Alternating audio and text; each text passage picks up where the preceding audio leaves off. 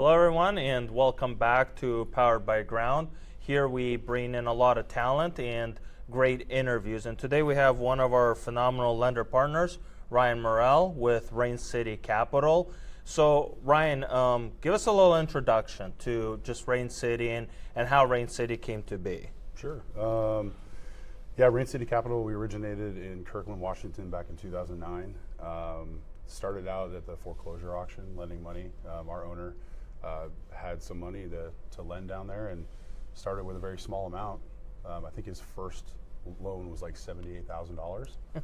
and he babysat that loan for that year before he got it back.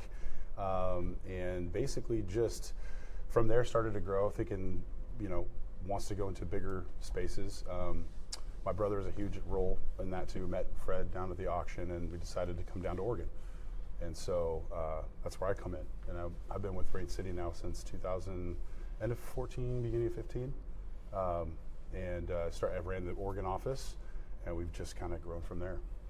And then how'd you come into lending? Everybody has a backstory, right? Yeah. So I have a backstory to real estate. You have a backstory to lending. So what happened, and how'd you end up in lending? I actually totally fell into it. I was working at a bank, hated it, hated the bank, and I got an opportunity. I was asked to be kind of a liaison between two different groups at the foreclosure auction that had split, and so I was kind of Switzerland coming in, lending money to both sides to be a fair, somebody fair down there. And from there, I just learned the business really quick. The foreclosure auction is one of those things that's just super high pace. You got to act on your feet. You got to, be able to kind of know who's who, keep track of who's bidding what. Sometimes we get a ton of bids each day, and I'd have to kind of know who I'm bidding for, how high I'm going. And from there, just kind of fell in love with it, and then started to really reach out more, build my client base, doing more escrow transactions. But the foreclosure auction was a huge, huge part of my business for, I'd say, the first half of my venture of doing this. And I really appreciate you talking about this, because in Powered by Ground training, we talk about the pie of real estate, new homes, resale, and then distressed, right? Yep. Like that, the whole distressed sector. Can you talk a little bit about that? I call it a lot of therapy, right? Like there's a lot of, trouble, issues, concerns, but there's always this legal aspect, right? Of, can you tell the audience, like, what happens in foreclosure, right? Just like, this happens, and then this, and then, it gets sold on auction, and then what happens on the investor side of the world? Just a quick overcap. I mean, foreclosure is never a fun thing, right, for people. Truth be told, I actually, back in the crash, I foreclosed on my own home. So, going through that process as someone that actually has experienced it, it can be very traumatic. And what I've learned throughout the process is most people just don't understand it. They don't understand what a mortgage is. We were never taught in school how to, what a mortgage is, what the results are if you don't make your payments, why it's so important to be careful on lien positions, how many liens you have on your home, what your loan to value is. Most people just don't understand it. So, throughout that time in the crash, when things were really, after 2012, where foreclosures were rampant, a lot of people were doing those 80-20 loans where, they would be financing 100%, and then they get underwater, they can't afford their payment, and at the for an investor, first lien position is foreclosing, all other liens behind it go away, right? So, as an investor, it's a deal to pick up at the auction. The borrower, unfortunately, is so underwater that they can't get back out. So it is a very sensitive, area. I understand it fully, and it's important, I think, to educate people and educate our kids on what a mortgage means, because it's so important to kind of like make sure you don't get there. But on the flip side, as an investor, it is good opportunities to come in and buy real estate. It's a very special niche on what we do. But again, it is a sensitive area. And sometimes it's hard when you're buying a property and it's occupied by the old owner or a tenant and they have no idea what's going on. And it can be challenging at times. But also there's times where it can be rewarding. I've personally acquired, I don't even know how many foreclosures, and I tend to try to stay away from the ones that are occupied because I have a heart and it's hard to like deal with that, you know. But if you can help somebody find another home, or by either a rental or whatever means, help them move, you know, to me that's rewarding. And they ended up, you know, you can give them some cash along the way too to help them kind of start their new life. And for me, it's easy because it's not easy, but I can relate with them, right? So, you know, tell them that everything's going to be okay. You know, I foreclosed on my home, and here now I'm buying foreclosures. Like, you can do that too, and just kind of encouraging people along the way and educating them as well. One of our tiers in education, we talk a lot about the investor world, and you definitely just spoke a lot about, you know, the client role, you know, and distress, and I call it therapy, just helping people work through their trouble, whether it's financial or whatever got them into that financial trouble. You work a lot with investors, and, you know, I myself have been an investor of Rain City, and like you said, you've bought stuff, so we've all kind of wore that hat. Talk to, you know, the brokers who, you know, do brokerage, do transactions, or loan officers, right? And then eventually want to wear that hat, the investor hat. And one of the things I want to, you know, I guess compliment when sitting down with you, I really like there's a turn and burn, right, of clients, but then there's also this relationship where how long can you build a relationship with a client? And I think that's really where your business model is at. Like, how long can I, work with an investor to keep him with me for as long as I can? So talk about first you're working with investors, because I think that's a very unique talent that's just not enough out there, servicing investors. And then how do you use education, to complement in that sector? Yeah, it's a good question. And I work with all types of investors, from the brand new to the super experienced, right? And as you know, when we service clients and help people, it's all about where they're at and kind of getting down to their level and figuring out how you can help them accomplish their goals. With a new investor, they're fun because they're excited. They want to do what the shows are telling them they can do, and all the things, and then educating them along the way. Having me as a partner, essentially, to tell them whether something's a good deal or not. They can rely on me to be able to value a home, or ask me if I would buy it. And it's cool to kind of do that from the beginning to the end. I have several clients where I've funded their very first flip, and one in particular I'm thinking of. I think she's done since 2015 almost 100 homes that I've funded for her, and she's a crusher in the market. Several stories like that, right? And then you get the people that are super experienced. They've been doing this a while. They like working with me because I do know what I've been there. I understand the game, so they can rely on me to be able to get it done. I think a big part of a relationship is being upfront and honest, right? Letting them know straight up, not wasting any time. Make sure that they never lose earnest money. Telling them whether it's going to be where the challenges might happen along the way, or what have you. But it's in this business, for me, it's just being myself. It's literally like just relating on a level that is human. I have a funny story. So I had an office in Tigard, and I had a meeting with this father-son, and they were just getting started in the flipping world. And it's winter. I don't have any hair, so my head gets cold. So I'm wearing a beanie and some jeans and like a hoodie, right, in my office. And you got the dad, who's in his probably like early 60s, and then the son who's in the 20s. He's like, you guys just can get away with wearing whatever you want these days. I'm like, why do we have to wear a certain thing? It's relationships. Like, I want you to be able to work with a human. That's what I provide for you. Human service. There you go. And I don't know. I think over time, when I can show them value in what I do, when I always tell people, like, with real estate, especially investment world, like, you have to rely on too many people, right? You got to rely on your agent. You got to rely on title. You have to have an attorney. You got everything along the way. Your contractors. I want to be that one person that you never have to worry about, and that's what I put out front. I tell them that straight up, like, this is my goal, and it just brings ease, so they know they can rely on me. And that right there, huge relationship builder. It maintains a level of honesty with your clients, building relationships along the way. They become friends. It's more than just a client, investor relationship. It's literally, you become friends. So, and that's one thing I just love about this business. It's I always use the analogy where it's like bridge building, right? Between you and me, a relationship has to grow, but the bridge has to be so wide, it can sustain anything, right? Yeah. And us going both ways, right? Usually, oftentimes people build a bridge where it's a one-way direction, right? Like it's only from whatever I could get from you, and that's it, right? But there's no vice versa. So, no, I really appreciate you jumping into that.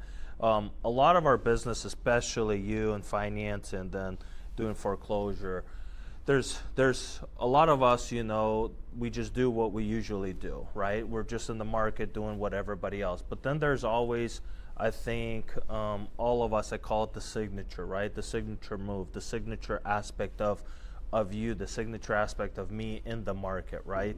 Where when Ryan disappears, everybody's going to say, well, it was just Ryan who was able to do it, right? Nobody else. Sure. And talk about that creativity aspect, or talk about that signature move that you have, whether in sports, right? Like everybody, there's, 1,000 people playing golf, right? Right. But like you can look at one guy and the way he swings, Set apart. yeah, it's set apart, right? So, and I believe like everybody who's really successful in business is because they have that set apart moment, right?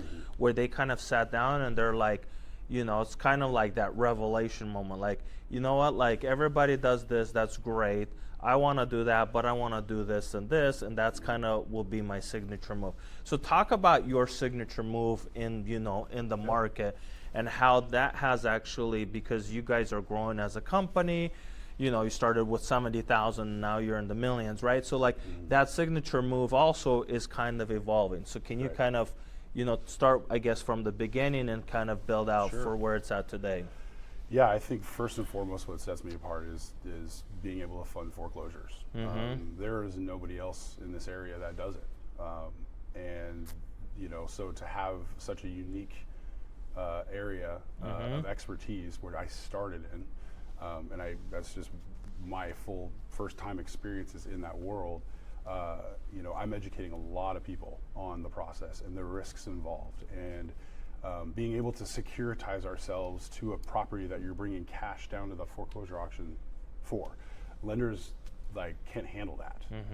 They absolutely, that's why nobody does it, because there's so much risk, and you don't go through escrow. There's no escrow, no title insurance, right? We have to make sure that we know what we're buying, what lien position we're buying. If there's any hair on it, we need to know about it, right? And sometimes there's hair without us knowing until afterwards, and that's just part of buying foreclosures. But we've developed such a skill, and that we know how to navigate these acquisitions. And so I'm blessed that I work with a company that allows me to go and do what I know how to do. I built a completely separate business aside from Rain City to help protect our investors, and it kind of acts as an underwriter to the money, right? And so it makes Rain City feel really comfortable. Out of the however many years I've been doing this, can't even tell you how many transactions we funded. Never once have we had an issue where we basically screw ourselves. So it's been a cool adventure. So that's one thing. I think awesome. Another thing is, we do a lot of my mindset's always thinking, how can people lever their money without over levering, but how can we get their money back? Because investors want to be able to leverage to be able to buy more, right? And they only have a certain set amount of cash. So how can we squeeze as many acquisitions with this pool of money, right? And so I'm always thinking outside the box. I always call it, this business is a puzzle, and we're always trying to figure out how to fit a square peg in a round hole. Somebody brings a deal to me, and I know, before I even work with somebody, I'm always asking, what are your goals? What are you trying to accomplish? Where are you going with it? What are you doing with this thing? What do you want to do on the next one? And so if I know that they're trying to flip as many as they can this year, or buy some holds, whatever, the first thing that's always is cash. They need cash to do that. So I'm always looking for opportunities and ways that we can be creative to allow them to put as little money down or potentially get their money back. So we do this thing called cash as collateral, where we take their down payment. If the deal makes sense and they're holding it long term, we basically take their down payment, we hold it as collateral towards the loan, and as long as on the takeout financing we get paid off at 100%, we just give them their down payment back. So it's a cool way, creative way to be able to burr a property, for the term burr, most people have these days. And the whole point of it is to buy, and repeat it and get your cash back and keep doing it. So this is a really creative way where we can do it without even doing a cash out refinance. You can do a rate and term and still get that same money back. Wow. I've got several clients where we've purchased, a handful of properties with the same down payment money. And so it's all about creativity. And as long as the cool thing about Rate City is that as long as we are secure and it makes sense for us, we'll pretty much do it, right? And so I think those are like the two things that set us apart the most. It's really awesome. So you'd say the underwriting is very crucial. Like, if you don't get your underwriting right, then everything kind of falls apart, right? Yeah, and that's part of my job, right? Is to make sure that we're going to continue with a process of funding a deal and having that deal pretty much underwritten before it gets into underwriting, right? That's part of like my role is to make sure that we're not wasting time. The last thing I hate is time wasters. Like I said, I'm an investor myself. Yes. I've been doing this like too many people involved. You don't have time to waste, especially when there's money on the line. Yes. Like it's so important. So yes, underwriting is a huge crucial aspect, and the lending world is changing constantly. When I first started doing this, it was, you've got a pulse, you've got some cash, let's do a loan, right? 4 points, 12%, so expensive. Nowadays, it's, credit means more than anything. It's just kind of the way the world is, and the mortgage-backed securities market, it's different. Note buyers are taking their time on different things. We're growing a lot, so it's just a different world altogether. So being able to kind of move, ebbs and flows of the market and what we're doing and educating our investors, because some of them are like, what? Why is this? That you used to be able to do this. And I'm like, I know, things have just changed. So yes, absolutely, underwriting is crucial. So in our trainings, we talk a lot about entrepreneurship, and then what you've talked, even where you guys started, where you're at today, it's always like a shifting, environment, right? And I think this is also a huge compliment to, I guess, successful business owners, like where you're always evolving with the shift, right? What would you say, like brokers and lenders out there who own their business, how often do you go to the whiteboard and say, you know what, we're pivoting, right? Like, is it like every 6 months, I know you used to tell me you did that once a year, kind of a conference, you went out with other business owners and kind of sat back and like, what would you say on a personal level and then on a company level, how many times should people truly do that where they're like, we should pivot? I mean, that's a really hard question because, sometimes like for the longest time I didn't pivot at all, from like 2015 through 2018, it was like we were trying to buy as many properties as we could, and we closed on a deal, and the market was going up so much that we'd sit on it at 12% and still make money. I would try to wholesale it like, hey, if I'm okay making a certain amount, I'm going to let it, I'm going to put it on the market for a couple weeks. While I'm doing that, I'm going to get bids, and if I can't get what I want to sell for, we'll flip it. Those days are not here, right? And so it's like pivots happen with the market changes, and it's pretty obvious in a lot of cases. Some people always ask me, like, what do you think is going to happen? Like, well, if I had a crystal ball, I probably wouldn't be here right now. You know what I mean? Like, I wish I knew. But I learn a lot from my clients. Right, I learn a lot. My head is in the market constantly just because I'm in it every single day. So when things start to change, when I notice that people are, the business is picking up, people are starting to buy more. When things are, there's too much inventory on the market, things are slowing down, people kind of move with it. My world's a little different than the conventional side of the world, right? Because I know that that's very much market driven as a conventional lender or a conventional real estate broker, like working with buyers. Our world's just different. We're always moving, but it's always just moving in different directions within it. There's just different opportunities that happen depending on market.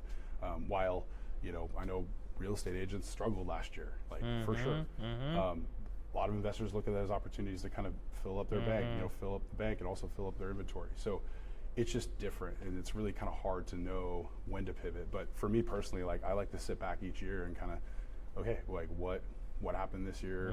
What's going on? Where are we going next year? Set up new goals. I think it's very important to actually give yourself, write out goals, a 1-5-year plan to make sure that you are in line with where you want to go, and then pivot that plan depending on what the market's doing. So would you say also, going back to the investor world, that you're not just a capital guy just handing out money. You're also a guy who does and this is going to roll into our next question. But you're a guy who is kind of in business development also, seeking those who are wanting to grow, and you're kind of tagging along the growth with them. And then at the same time, you got that one-off guy who just wants one deal or is trying out to be an investor. And that's part of our education also, is trying to figure out long-term and short-term relationships. Because that helps on retention, right? Sure. And that's my other question is, how do you retain, your pool of people, and, taking that, gal who's flipped 100 homes, and the guy who just wants to flip one home. How do you have that, I would say, gut feeling, like, what is some indicators that help you retain those long-term relationships? Yeah, I think it's just showing up, and being honest. New investors coming in, it's always fun to have those conversations because, I think most people that are in my seat are always like, yeah, let's do a deal. I'm on the other side. I'm like, are you sure you want to do this? Like, do you understand the risks involved? Like, especially with the foreclosure auction, and they want to come in. It's like, my whole goal is to try to scare them out of it. And if they're still there and ready to go, let's go, but letting them know that, like, real estate investing is yeah, they make it look really easy on TV, and there's 3 numbers: the purchase, the renovation, and what you made. Buy low, sell high, It's right? like, That's okay, it. yeah, there's a lot that goes into that, but if you can be upfront and honest with them, and remind them of all the costs, and remind them of the risks, and help them with my own experience with what I've learned along the way, and what I learned from my clients, what I learned from my contractors, all the things, and you set that expectation up front, I think they're going to go into it with a different mindset. They're going to be a little bit more prepared. The wins are going to be more exciting because they've earned it, and they know the risks and everything that went involved. And I think that, each deal you do, if you're not learning something, then what are you doing, right? I've personally flipped over 100 homes, and every single deal I do, I learn from the next one still, because it's like we talked about, the market shift, market change, cost of construction. Right? I know. It's insane. In like, one day, everything's just I used to be able to flopped. walk through a house and like, no, oh yeah, it was going to be 60 grand, because I've done this X, Y, and Z. Now I'm like, I have no clue. I have no idea what that plumber's going to charge me. It's like, it could be 5,000, it could be 20,000, I don't know. So, but like, it's just education. It's just being honest and upfront and leveling with them, And for me too, like, especially with the new investor, my goal is to always make sure that they win. Right? You do your first deal, it is so important that you have a winner, or you make something. Otherwise, it's over. Yeah, I've got these clients now that I feel really bad for. They're on like a lot of extensions, and the house looks beautiful. Wow. But it's listed in a 55 and older community, and they just move slowly, and they've had to price drop. And I've personally looked into that thing. I'm like, this thing is priced so right. In fact, they're probably under market.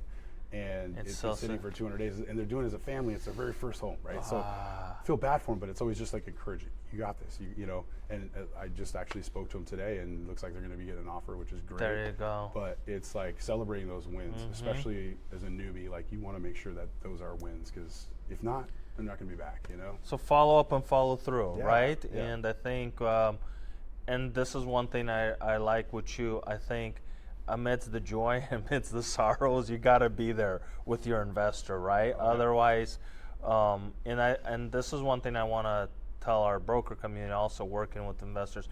Like, yeah, there's some exciting moments, but then there's some stuff the numbers don't make sense, but you just have to work through it. There's just no way around it. You just have to work through the file. Yep, you just got to get through it, get to the end.